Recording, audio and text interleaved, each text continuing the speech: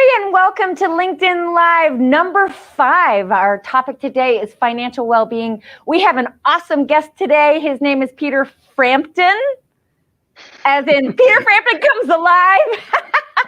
And as in people don't know what you're talking about, Laura. Right. You have to be a certain age, of course, to get the reference. But Peter Frampton is the co-CEO and co-founder of WealthVox, which is an incredible organization that is teaching people around the world about finance. He is also the author of The Joy of Accounting, and he happens to be a very, very special and dear friend of mine. Peter, welcome. We're so happy to have you. So happy to be here, Laura. And the last of those qualifications is the one I'm most proud of. Okay, great.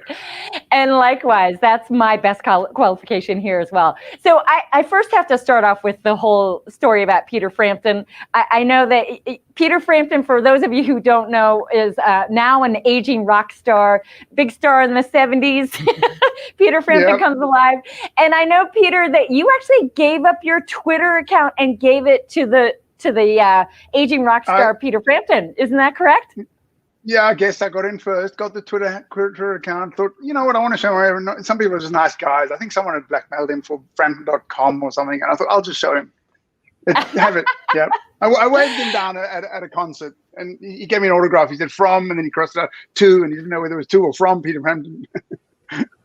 That is hilarious. So Peter, for those of you who don't know, is actually coming from Geneva, Switzerland. It's so nice to have this kind of international exchange. I'm coming to all of you from Bend, Oregon. So if you would go ahead and write in the chat here where you're coming from so we can kind of see where people are coming from. And again, welcome to all of you coming in from all over. So let's begin, Peter, with talking a little bit about financial well-being. Can you just kind of level set for us right now? What does that mean? How would you define what financial well-being means? Something that certainly is an essential component to each of us becoming our version of me at my best. So over to you, Peter.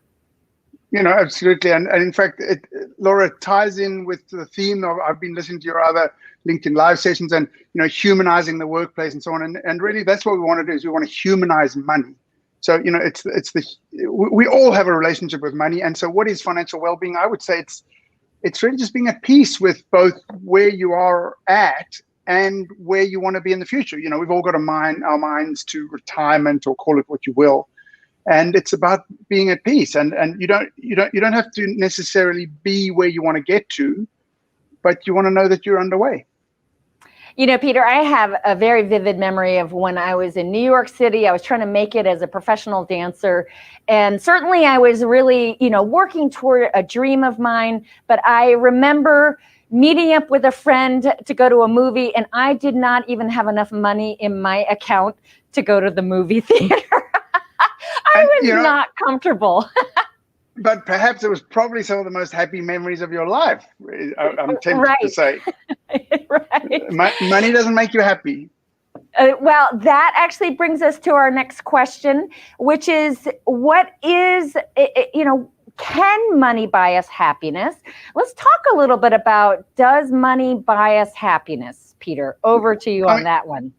Yeah, and I think you, as well as I know, that the data on this is that a certain amount of money does make you happier. Maybe I'm contradicting myself here, but you know, in principle, money doesn't make you happier. But yes, it makes you more comfortable. It makes your life easier. But we also, I think, know that for those with a lot of money, for a start, they often have problems that you're not aware of, and they're just worrying about different aspects of money. Now they worry about losing it. And then for those who don't have money, they want more. And there is sort of internal work that I think we can all do about being at peace with where we're at peace and being in action to create what we want to create. So I know, Peter, that there are a couple of studies around kind of achieving a certain threshold, if you will, and that if we're below that threshold, it's actually really hard to be happy. Once we exceed that threshold, then it really becomes around how do we spend our money wisely so that we can actually be well. And really quickly here, Peter, it looks like we've got Greg Finch here coming in from Baltimore, Maryland. He's saying, so great to see you, Peter. So welcome, Greg. It's really nice to have you. It's lovely. It looks like Greg is the most wonderful human being you'll ever meet. Yeah, and he's got happiness right. He knows that you just He's be got it happy right. from your heart. Oh, awesome. We've also got Jamie coming in from Honolulu, Hawaii. Wonderful. We've got somebody else coming in from Chicago. Welcome. Chris Hanna, delightful friend of mine, coming in also from Chicago. So welcome to all of our listeners here. All right, so let's talk a little bit more though about, once you exceed that threshold, then it becomes about how do we actually spend our money in a way so that we actually are happy. And I know one thing that tends to happen once we exceed that threshold is it kind of becomes a matter of comparing ourselves to our peers. Are we keeping up with the Joneses? So, case in point, my fiance and I live in a wonderful apartment in San Francisco. We even have a deck. And meanwhile, we live 3 doors down from a young single guy who lives alone in a multi-million-dollar mansion. And I'm not kidding you. Every single time we walk by this house, my fiance is like, "Oh, I hate that guy." So how do we manage that? How do we really achieve a sense of well-being once we pass that threshold? The thing about money, Laura, is that it touches every aspect of our life, doesn't it? Whether it's your faith or your health or your mode of transport, and it just infuses every aspect of your life because we live in a monetary society and an increasingly monetary society, and it's sort of a financially complex society. So it sort of inveigles its way into all aspects. And if you just focus on the money itself, it's going to get you into trouble. It's not about the money. It's about the life. It's about your life. It's about your values. And money is just the means. We've got to see it just as a form of energy, right? And, you only live once, right? And it's what am I going to do with it? And the money must come separate. You want to know what you're up to. You want to have a purpose. And I live here in Geneva, Switzerland. I think it really is the richest country in the world per capita on the recent rankings. And, I was talking to a financial advisor the other day, and she was saying she sat with a guy and she said, right, before we go anywhere with your money, as many, skilled financial advisors do, they say, what do you want? What's it all for? And she knew that she couldn't utter, a suggestion because it has to come from him. And here's this guy who's made a lot, there's a lot of money in this town. And he said for 10 minutes, he said, I don't know what it's for. He's been chasing money for a long time and made pots of it with not a thought of what it's all for. So again, this theme of humanizing money, it's just a means to what money. Humanizing money. It's what you've been saying about the workplace. It's what you've been saying about our relationships. It's about the human factor. Laura, when the first settlers in what became the United States in the colonies back then, sometimes they would kidnap Native Americans, and the Native Americans would kidnap the settlers, and they would kidnap each other. And sometimes when the settlers from Europe wanted to get their people back, the people didn't want to go back because it was such a community amongst this Native American sense that they didn't want the materialism back where they came from. They wanted the community that they discovered from their kidnappers. I suppose it's a new form of the Stockholm syndrome. So it really helped people to reassess what matters most. So I want to pause here really quickly. Yeah. We've got some comments here. Chris Hanna is writing. Daniel Pink has some wonderful thoughts on this subject of money versus happiness. Daniel Miller says, let the money serve you, not you serving the money. But I really like this idea of humanizing money. What is it that it really is going to serve you? So for those of you who are listening in, how can you really humanize the money that you do have? So I want to talk a little bit about, if you are feeling financially stressed, and I know that that's one of the biggest stressors that a lot of us are experiencing, especially on the heels of the pandemic. But why is it, a lot of times when we talk about financial well-being and how we can enhance our financial well-being, it's about talking with the experts. But I know that you have a different approach to this, and you talk a lot about why it's so important to actually talk with your friends. So tell us a little bit more about that, Peter.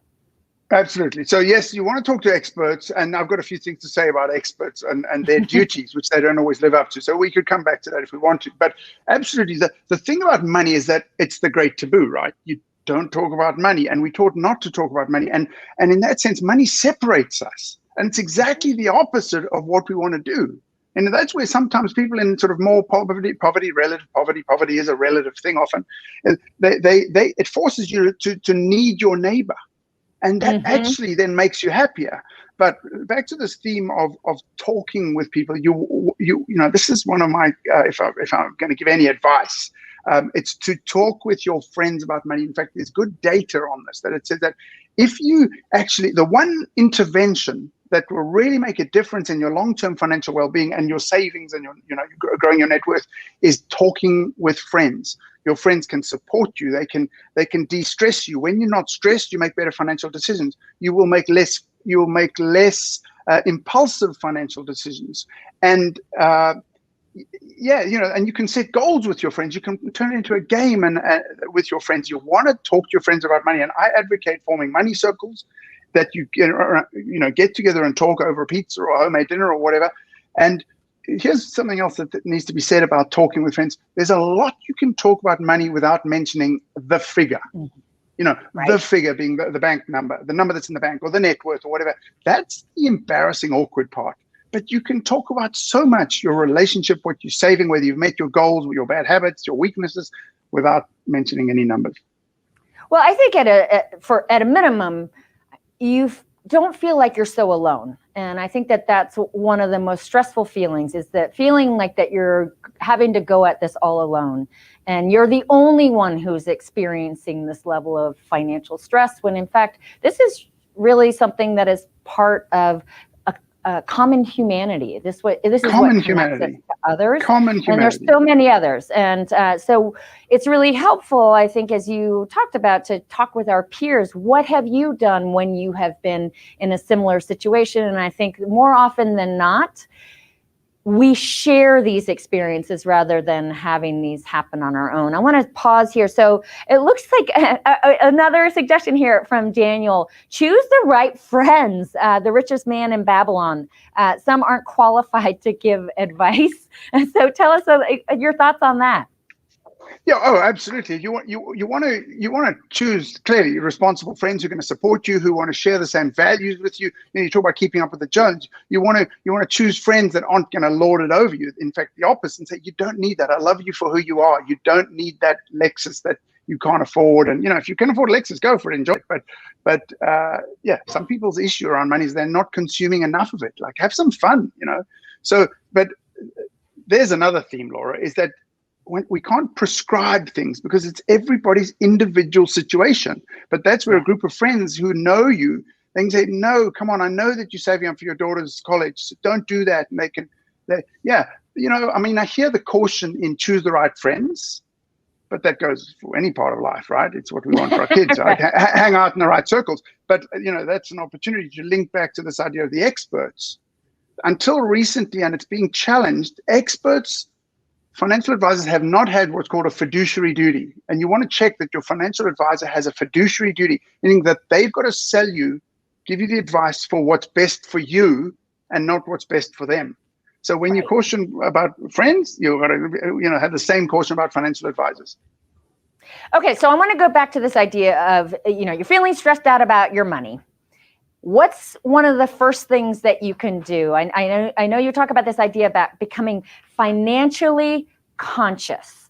And perhaps even if you're not feeling kind of immediately stressed the way I was when I didn't have enough money to go to the movie theater with my friend, tell us a little bit about what does that mean when you talk about becoming more financially conscious?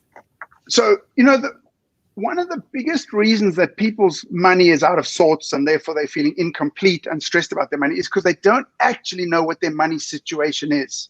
Yeah.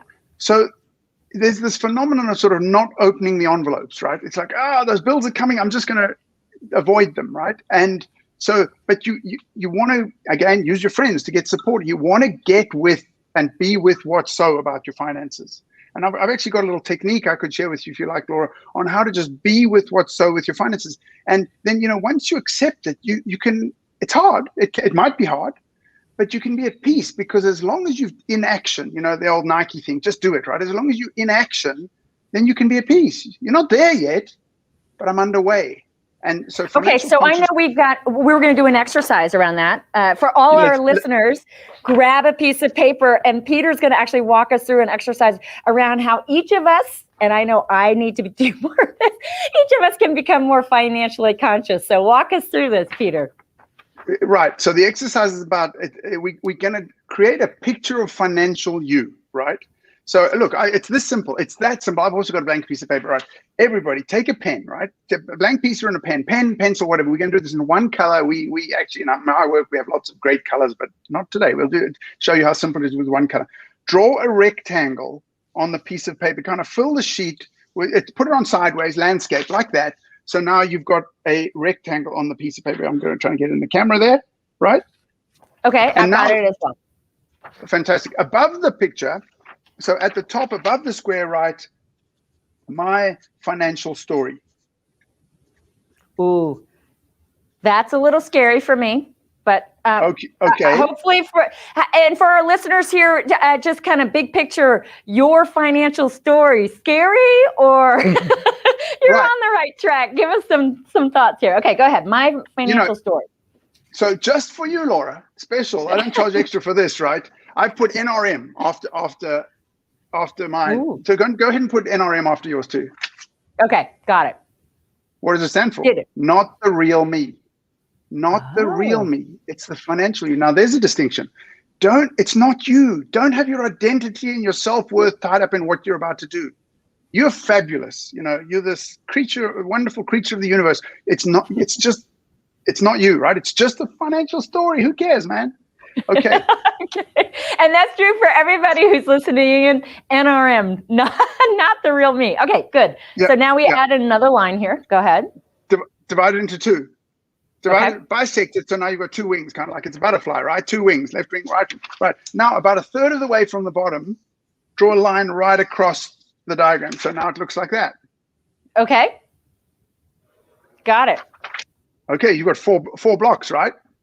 Yes. Top right-hand block, right? Now the right-hand block, yeah? Uh-huh. Yep. So divide that horizontally in two. So now you've got 5. Got it.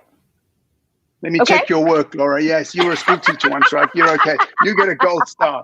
Okay. Thank you. Okay. I'm going slowly on the left and right. Not everybody's. I won't make the gender sexist comment about who's good on their left and rights, Laura. Okay. Start at the bottom right-hand block. This one. Start down here. Okay. And write this.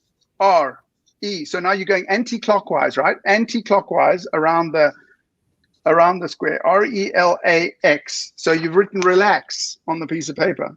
Nice. Okay. Got it. So just relax. Just relax. It's like, it's just your money, right? It'll be okay. Like you'll get through this, especially with not the real me. Not the real you. What does it stand for? So R is revenue. You can write this in revenue. R stands for revenue. It's your earnings. So write revenue and earnings in the R block. Okay. Got that. Earnings. E stands for equity. Equity, right? It's a commercial term, but it's okay. We'll use it for our personal wealth, right? L stands for your liabilities. That's money. Well, that's what you owe people, right? Mm-hmm. Liabilities. A stands for assets. And X stands for expenses. So that's kind of a first step to just starting to get more financially conscious. And that's really kind of, at a minimum, no matter where you are, excellent. That's kind of the start so that we can get more financially conscious. So yeah, over to you. We won't get any more lost in this, but here's the thing about this diagram. It's your whole financial story. That's all there is. And now there are only 2 things that are happening in your life financially. You're earning and you're consuming. And you just want to get with that. You just want to get with what am I earning and what am I consuming? And that's your whole story. That's all you need to know. So talk to friends about this whole story, right? So this would be a great exercise that you could actually do with friends, perhaps. And maybe you wouldn't need to put specific numbers, as you talked about, if you're not comfortable talking about that with friends, but you could just start to use this as a foundation to start talking about it. Mm-hmm. What am I consuming? Here's the last piece you could actually do. Or draw a circle in the equity box. Here's a circle, right? That circle. That's your net worth. That's what you're trying to grow. That's the end of it. That's the only thing that counts. If you're trying to build your wealth, you're trying to, that's your circle, your financial circle. And that's the only thing you want to focus on. Not growing your assets. It's about growing your net worth. So I think that you also talked about how one of the first steps that you can take, especially if you're feeling financially stressed and if you want to increase that net worth, is to start creating some automatic systems. So tell us a little bit more about that, Peter. This is a wonderful, it's a whole body of research. There've been Nobel Prizes awarded on it. There's this theory called nudging, that you want to nudge yourself. And, this is workplaces are doing this, where they're nudging people to save. The bottom line is you want to do automatic saving. You want to set up so that, straight out of your pay packet, before you even see it, it just gets diverted into your savings account, into your investment account. And you want to set it up so that it happens automatically. And you just want to get habituated in living, more lightly and consuming less, so that before you've ever seen the money, it's got to be automatic. And you look up in 10, 20 years time, and it's just, you've built up net worth.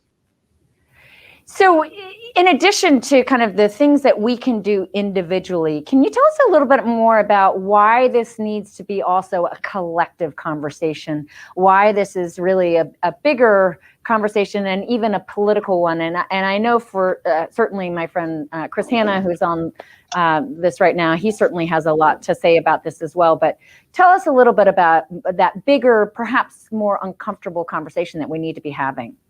The society level conversation, Laura, is that what you're referring to? Yeah, absolutely. Most people who go bankrupt in the United States, it's not because they've spent too much or they've been indulgent or whatever. It's medical bankruptcy. You could save for your whole life, and then cancer comes along, and what wouldn't you spend on your family, on your mother, on your father to save them if they've got cancer? You'll spend every last penny you have. And so that's one of the top tips for finances, is you've got to be insured. But in society, necessarily the government has to get involved. So one of the things we as a community need to do is have the conversations about looking after our neighbor, taking care of our brothers and sisters. And it's a social dialogue. In the US, people say 40% of people who are using government services, whether it's medical, Medicaid, and so on, they don't even realize that they're using government services, whether it's healthcare or Social Security or whatever. And we need to have conversations where people are realizing that as a society, we need to have a safety net. The point is, it becomes a political conversation at a point, but we shouldn't be shy of that. Well, here in the United States, we actually have the highest level of income inequality that we've had since 1919. So this is something, whether we want to talk about it or not, this is something that we need to be talking about collectively. And what we know is when there is that level of income inequality, it doesn't serve anybody. So, for example, as a former educator, as a former teacher, one of the things that is an outcome of having that level of income inequality is that some of our kids are getting a really fantastic education and others are getting a really substandard one. So tell us a little bit about how things are set up in Switzerland that really helps to mitigate against that, how there is more of a safety net in place so that everybody is cared for. And I want to just say that Chris Hanna has added in here, we are in an RE Gilded Age, so kind of a revisit of the Gilded Age, and I couldn't agree more. Go ahead. Yeah, there's a lot of research that inequality is in itself a pollutant, right?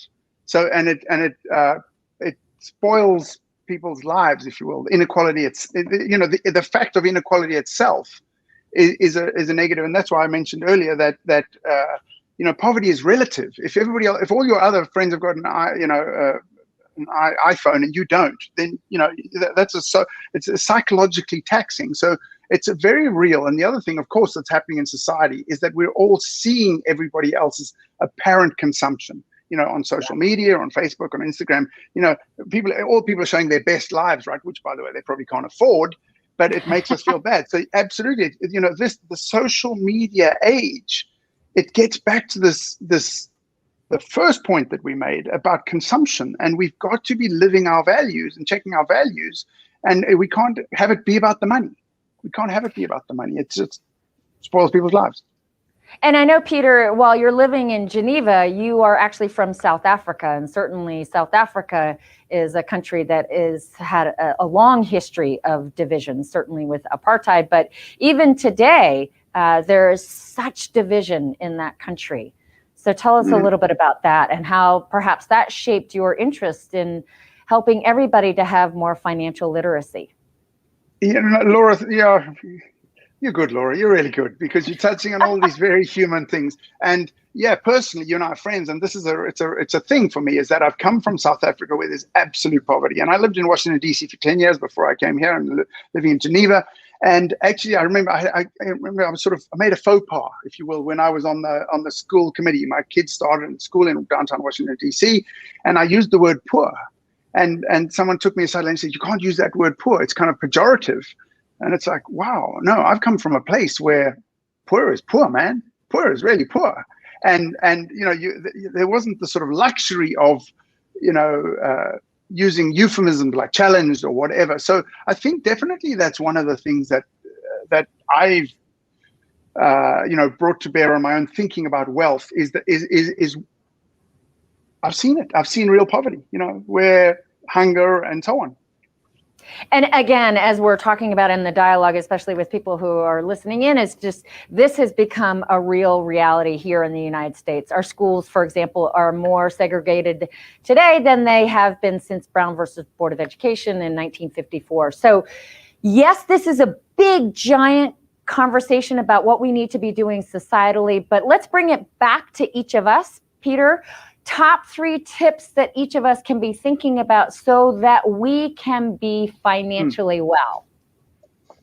Be financially conscious. This relaxed framework that we drew, that's it. Just contemplate, your assets, your liabilities, what you're consuming, what you're earning, and that's it. So be financially conscious. And there's another aspect of that consciousness, which is think about your own money history. Like, what were the messages that your parents sent you? I've got a friend who every time her daughter, touches money, she says, "Go and wash your hands." And she's messaging that money's dirty. Money's not dirty. Money's fantastic. It enables you to do great stuff. So that's be financially conscious. Talk to your friends. So that's it. Get into money circles. Make it a human opportunity, a human connection opportunity. That'd be 2. And number 3, what would my number 3 be? It's make it automatic. Make it automatic. Is that just so that you set up these plans and it just happens, because your concentration will lapse, and you just want it to be happening without you thinking about it. So top 3 tips are to nudge yourself with automatic systems, talk with your friends, and to become financially conscious. Peter, how do we get in touch with you? How do we stay in touch with you for everybody who's listening in? I'm on LinkedIn. That's the best way to get hold of me. LinkedIn. Yeah. I don't tweet a lot, Laura. Yeah. When I write a book on personal finance, I'll tell you where you get it. Well, of course, people can look up Joy of Accounting. It's on Amazon or any of the other major distributors, so they can get some tips from that. And then also people who are interested in bringing WealthVox to their company can reach out to your website, which is wealthvox.com, I'm assuming. And yep. I just encourage everybody to get to know Peter. He is one of my all-time favorite people in the world. And on top of that, a real expert on this important topic of financial well-being, something that I personally have struggled with so much. But I just love this idea, Peter, that whatever your financial standing, that this is not you. This is not the real you. This is just your financial standing. So have some separation from that. Not the real you. Not the real you. Yeah. And we've got a note here from Greg saying, Peter, you continue to bring such needed informed wisdom. I could not agree more. And so I want to say thank you so much to you, Peter. You were awesome and amazing. Thank you so much to all the people who joined us. Thank you, Chris Hanna, who's saying thank you here. And we look forward to seeing you all actually in 2 months' time. 4th Wednesday again, we'll be having a conversation about community well-being with Charles Vogel, who is the author of The Art of Community Well-Being. But again, Peter, you are awesome and amazing. Everybody check out his book, Joy of Accounting. Check out his company, WealthVox, and check out Peter as a human being, right? Not the real you, whatever your money is. Thank you, Peter, and thank you, everybody else. See you next time. Thank you, Laura.